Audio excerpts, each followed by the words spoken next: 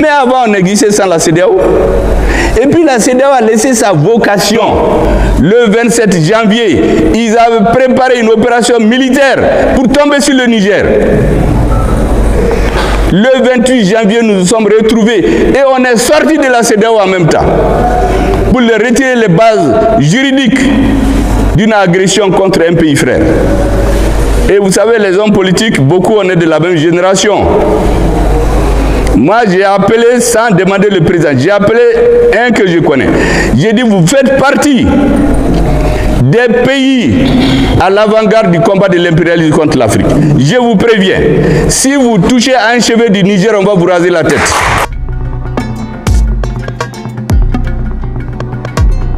La CEDEAO, quand on y est sorti, parce que je vois des gens, on sort de la CEDEAO, pourquoi l'AES est créé, on aura des problèmes de visa, les hommes d'affaires ne pourront pas circuler. Mais avant, on existait sans la CEDEAO. Et puis la CEDEAO a laissé sa vocation. Ce que vous pensez là, elle n'était pas comme ça. Les dirigeants de la CEDEAO étaient au service des présidents des pays étrangers. Vous avez entendu un président dire ici, je vais appeler tel Africain pour lui dire de faire ceci, de faire cela. Donc la CEDEAO était sortie de son rôle. Le Mali, la CEDEAO a demandé 400 millions pour le G5 Sahel de dollars. On a fait tout ce temps, il n'y en avait pas. Mais elle a trouvé 3 milliards d'un coup que des pays étrangers voulaient donner pour faire une force armée tomber sur le Niger. Et nous avons très vite compris qu'après le Niger, ils vont s'organiser contre le Burkina. Après le Burkina, ils vont se dire maintenant, et puis certains Maliens vont être découragés, ils vont venir tomber sur le Mali. Et c'est pour cela que nous nous sommes donné la main pour dire non. Le 27 janvier, ils avaient préparé une opération militaire pour tomber sur le Niger. Le 28 janvier, nous nous sommes retrouvés et on est sorti de la CEDEAO en même temps pour leur retirer les bases juridiques d'une agression contre un pays frère. Et vous savez, les hommes politiques, beaucoup on est de la même génération. Moi, j'ai appelé sans demander le président. J'ai appelé un que je connais. J'ai dit, vous faites partie des pays à l'avant-garde du combat de l'impérialisme contre l'Afrique. Je vous préviens, si vous touchez à un cheveu du Niger, on va vous raser la tête. Et je l'ai dit que je ne blague pas. Comme ils pensent que le diable c'est le Premier ministre, c'est l'aile dure de la transition, je crois que ça donnait à réfléchir. Et le Niger, ça n'est sorti. Tous les complots contre le Niger, nous les avons bloqués. Et nous avons mis nos forces armées ensemble.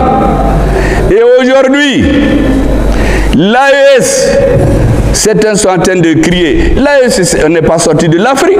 Si la CEDEAO n'a qu'à collaborer avec l'AES, mais individuellement, nous ne rentrons plus dans une organisation qui est dirigée par des instructions venues de l'extérieur. Nous ne sommes plus là-dedans. Mais si on veut travailler avec l'AES, on travaille ensemble. L'AES, pour la petite histoire, mes conseillers le savent, on l'a initié dans mon bureau le 1er février.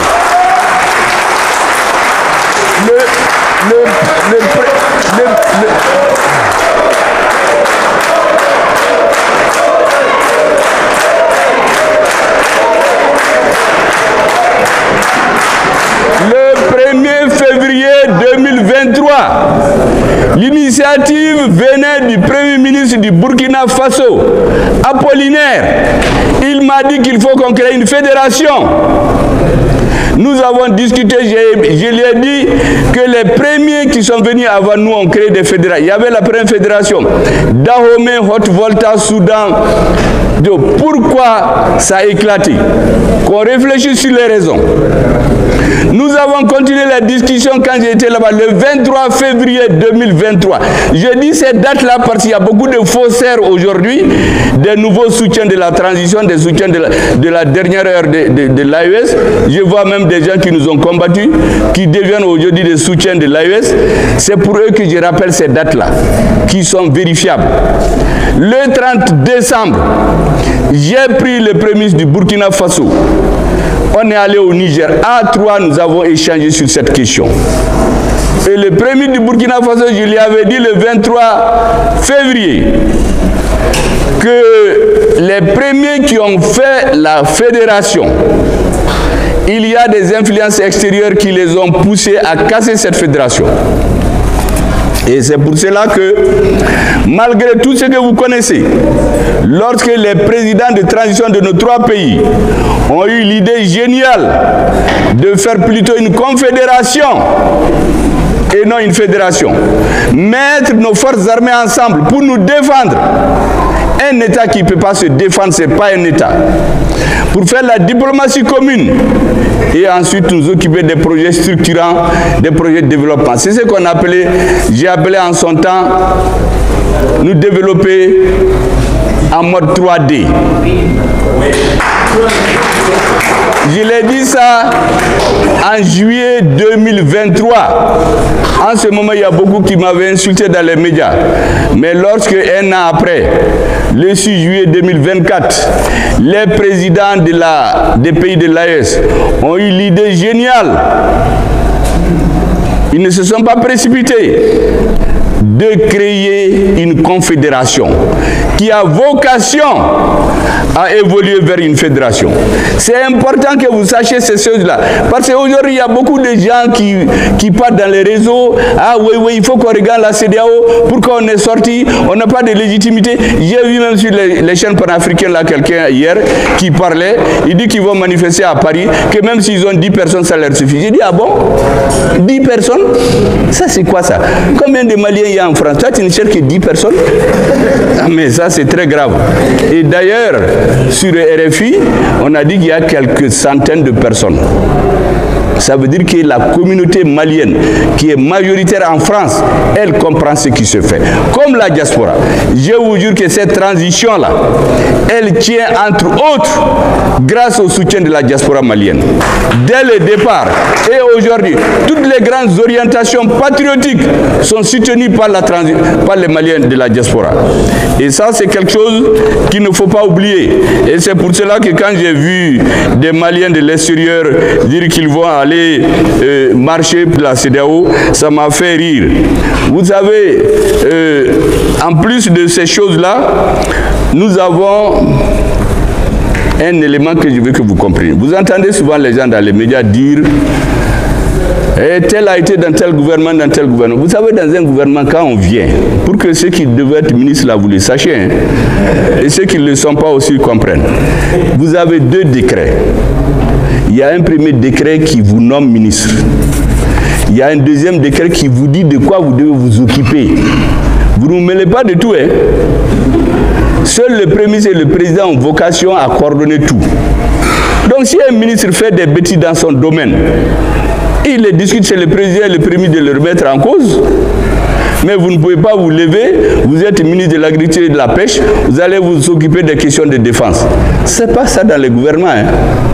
Mais ce qu'il faut par contre, c'est ce que j'ai toujours fait, et je l'ai dit même aux ministres avec lesquels j'étais, vous pouvez leur demander. J'ai dit on a un devoir de vérité vis-à-vis du chef de l'État. Vous avez chez nous, on a la culture d'une administration d'allégeance. Les gens pensent que quand tu es ministre, il faut dire que tu es d'accord avec tout. Or, quand on est dans une équipe gouvernementale, vous occupez de votre domaine. Mais lorsque les questions existentielles de la vie de la nation sont en cause, on veut vous associer pour dire que vous êtes d'accord. Il faut dire que vous n'êtes pas d'accord. En ce moment, soit vous démissionnez, ou ils vous sortent. Dans les 2 cas, vous n'êtes pas là-dedans. Mais il y en a qui viennent dire après, ah mais il était dans l'équipe là, il est responsable de ça. Ce n'est pas comme ça, hein. Lorsqu'en juin 2016, j'ai eu la preuve que des ministres, le premier et le président, sont allés vendre le Mali au Conseil de sécurité en créant ce qu'ils appellent les autorités intérimaires, une loi qui leur permettait de relever tous les élus des régions de Tombouctou, Gao et Kidal et les remplacer par des gens nommés par les rebelles. Quand ils sont venus, j'ai dit devant tout le monde que ce que la rébellion n'a pas eu par les armes, elle n'a pas eu dans les négociations, c'est le gouvernement qui se cache pour lui donner sous la table. À partir de ce moment, il n'était plus possible de travailler avec cette équipe. Parce que c'est une équipe qui vendait le Mali à l'extérieur, qui vendait le Mali aux étrangers. Les gens de mon parti sont là. Je suis allé, j'ai exposé à la direction du parti. Je leur ai dit que je ne peux plus travailler avec ces gens. C'est un ancien qui m'a dit, parce que je lui ai dit que la démission, je n'en veux pas, mais je veux trouver une formule pour me séparer de ces gens-là. Parce que les démissions, souvent, vous sentez Karsa a démissionné. Souvent, c'est un manque de courage. Quand les gens ne peuvent pas résoudre les problèmes, ils font du bruit, ils démissionnent. Ça, ce n'est pas du courage. Donc, l'ancien là m'a dit, ne démissionne pas. Ce que tu as dit là, si tu leur as dit, tu as dit au président, tu l'as dit au premier, tu l'as dit au ministre devant les gens, ils ne pourront plus travailler avec toi. Effectivement, il a raison. On a sauté un conseil des ministres. Le conseil des ministres suivant, il m'a enlevé. Je suis sorti du gouvernement. Et depuis que je suis sorti, je n'ai jamais critiqué le président. J'ai dit jusqu'à la fin de son mandat.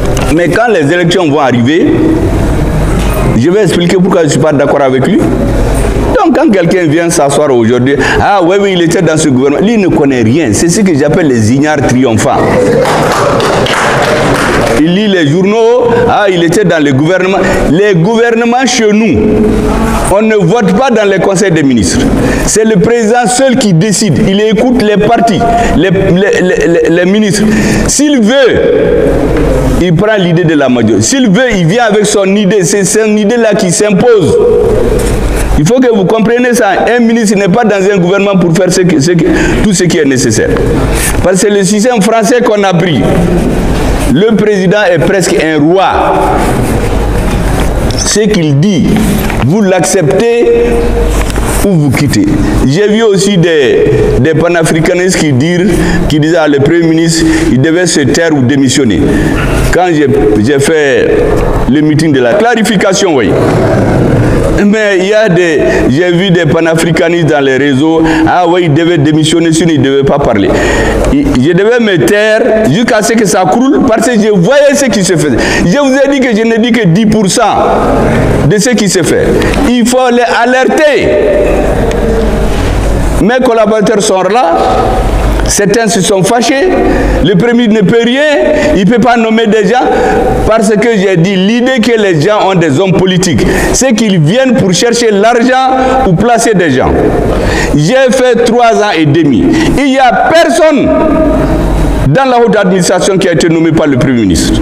Ça n'existe pas. J'ai nommé un seul, il a été relevé quand j'étais malade. Ça, ce n'est jamais arrivé dans l'histoire de l'humanité. Jamais. Même les services qui relèvent de moi, on a nommé ça m'a visé là-dedans. Mais j'ai tout accepté parce qu'il y avait l'essentiel. Il fallait recouvrer l'intégrité de notre pays. Il fallait que l'armée continue de se battre. Parce que des luttes politiques à Bamako, parce qu'on n'a pas pris Kidal, les hommes politiques sont responsables. J'ai vu en 2012, lorsque le Nord allait tomber, il y a des hommes politiques ici qui faisaient des meetings pour dire aux soldats de ne pas se battre, de laisser attêter. Mais quand notre pays est tombé, qui a payé? Lui, il s'est rallié aux rebelles, après j'ai appris. D'ailleurs, les uns et les autres ont son dossier. ATT est tombé, mais c'est le peuple malien qui a payé les frais. Il fallait que je me taise, que je laisse faire les problèmes de place, d'argent, de ceci. Il fallait laisser ça pour que l'armée continue son travail. Mais celui qui ne comprend pas ça, lui, il est dans des histoires de postes, comme j'entends un ignare là aussi dire que pourquoi il ne quitte pas, il a des avantages, ça lui suffit. J'ai dit, ah bon, toi tu raisonnes en avantage? Nous on parle du Mali, lui il parle des avantages. Mais on n'est pas sur la même planète. Maintenant, ce que je voudrais vous dire, dans la vie politique, j'ai fait un article en avril 2020. Le M5 n'était pas créé. C'est sur les réseaux. Je l'ai nommé Constance dans la résistance. L'heure des refus d'obéissance a sonné. Cet article a écrit le 20 avril. Quand j'ai eu la preuve qu'on a mis une assemblée nationale pour mettre des narcotrafiquants là-dedans, pour venir légaliser la partition du Mali, en faisant voter la constitution par l'Assemblée. Cet article-là existe. Le M5 n'était même pas né.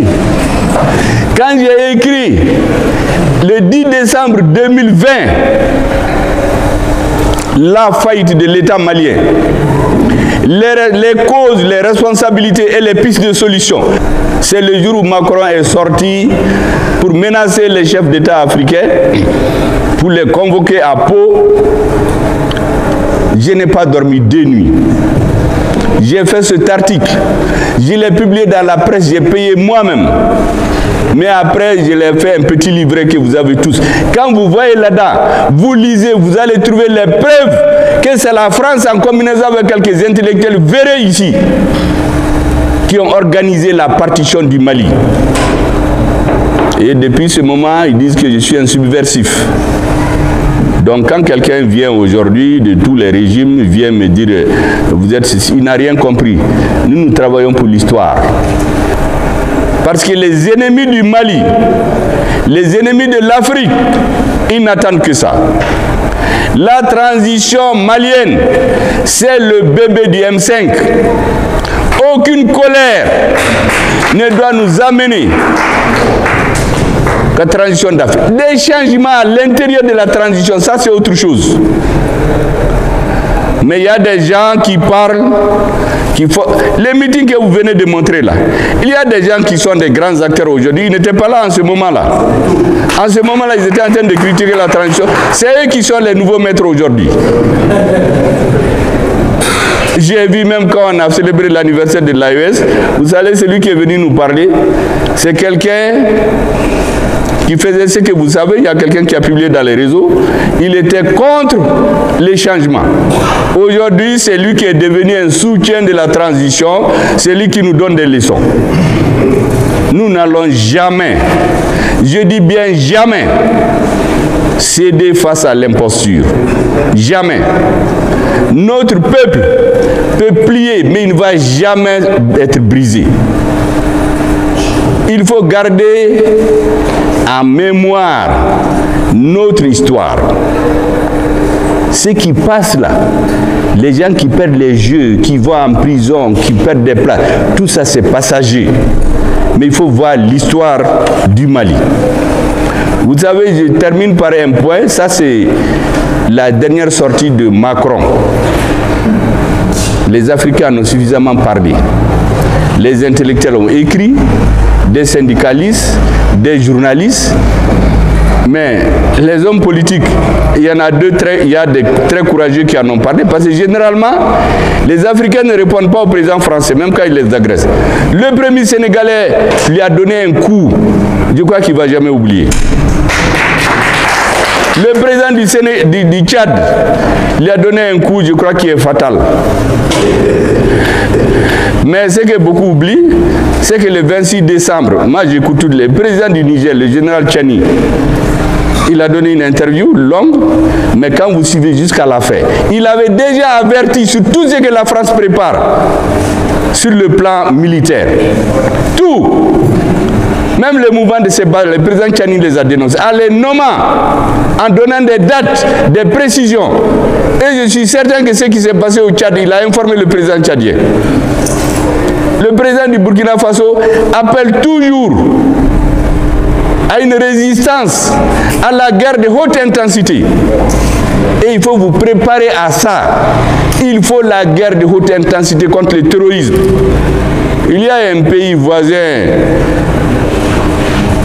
qui se met au service de la France, dont le président a fait un discours en disant que c'est un discours à la nation. Mais il a reconnu lui-même que le seul point sur lequel ils ont échoué, c'est lui qui l'a dit, hein. Il dit c'est la lutte contre le terrorisme. Mais qu'ils vont trouver l'occasion de les repousser. Mais quelques jours après, le 8 janvier, près de 30 morts chez eux. Les mêmes terroristes. Au point que leurs citoyens sont en train aussi de demander le départ des bases françaises.